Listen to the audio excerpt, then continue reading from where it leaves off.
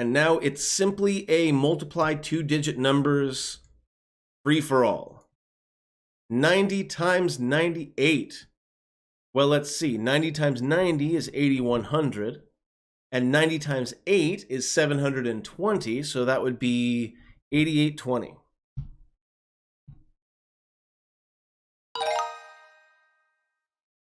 All right, I'll show my work for this one.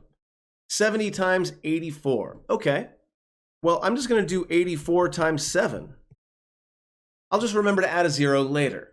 Okay, so 7 times 4 is 28. 7 times 8, 7 times 8, 56. And then 2 more is 58. So the answer is 588. And then add the 0. That's all there is to it. 5,880, assuming that I did the multiplication right, should be correct.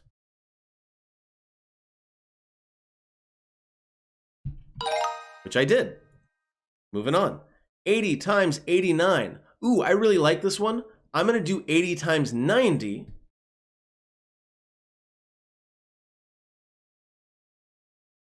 Which is 7,200. And then I'm going to subtract an 80 off of that because it's not 90 80s, right? It's not 90 sets of 80. It's 89. It's one less. One less 80. So I'm going to take an 80 away, and I get 7120 as my answer. Lots and lots of different tools that you can use at this point to get the job done.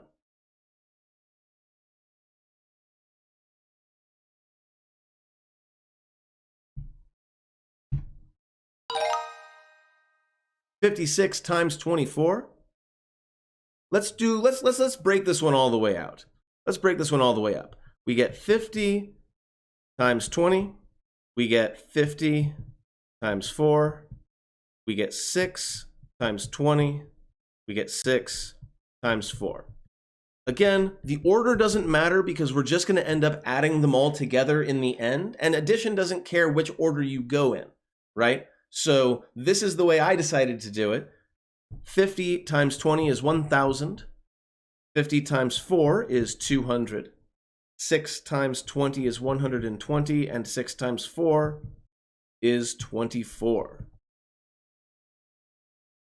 I know I keep saying it over and over again, but it's all about taking the big problem and breaking it into smaller bite-sized chunks, just like every problem that your student will ever face for the rest of their lives.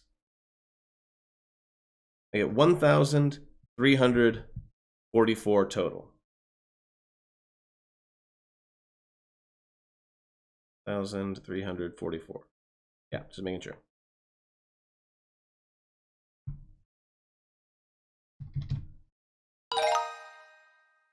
$18 times 16.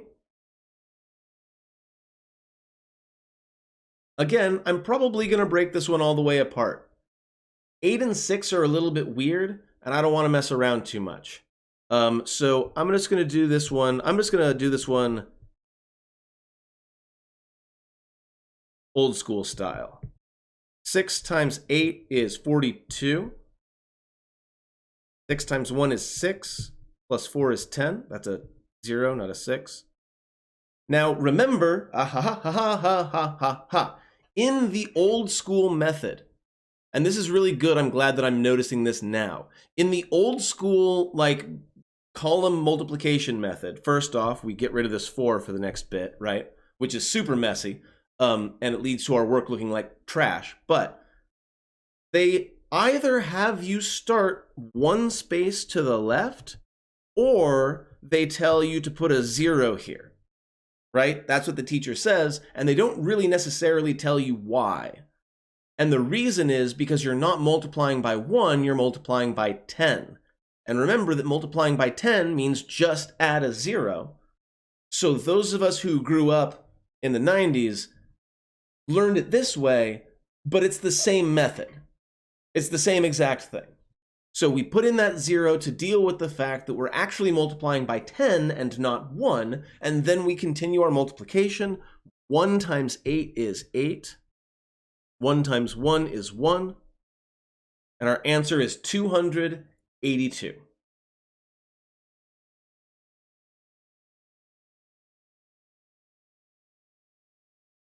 Really hope that makes sense.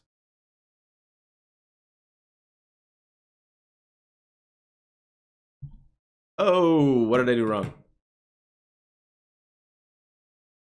288. Oh, so close. Mistakes happen. 62 times 12. Well, 62 times 10 is 620.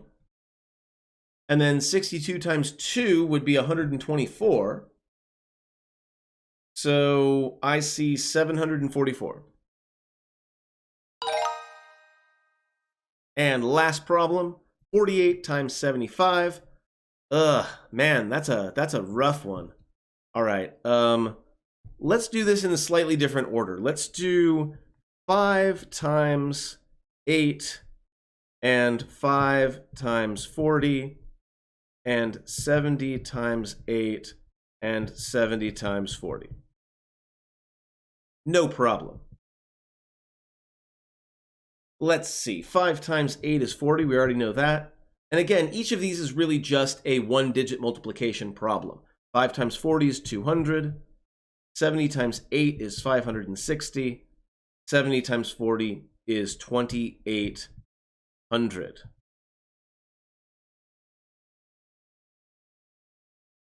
I see a grand total of 3,600 in the end. I really hope I got that right.